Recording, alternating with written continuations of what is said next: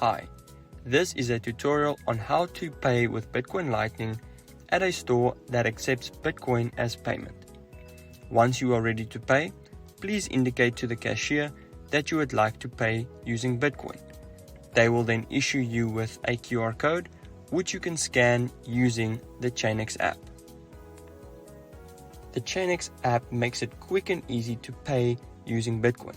So, let's look at a step-by-step example of how a transaction like this would look. Firstly, you will open up your ChainEX app. Once open on your dashboard, you will then look for the Pay Now button. Click on the Pay Now button and that will open up the withdrawal screen. On the withdrawal screen, you will then click on the QR code scanner. That will open up the scanner and you can scan the QR code that is presented to you.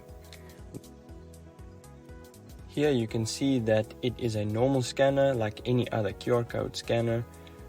Once scanned, you will see the information populated on the withdrawal screen, and from there, once you've checked that the information is correct, you can click on confirm. Once confirmed, the transaction is settled instantly.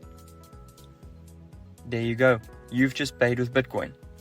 In order to use the application like we have just showed, you will have to log into your account via the website and go to your settings page.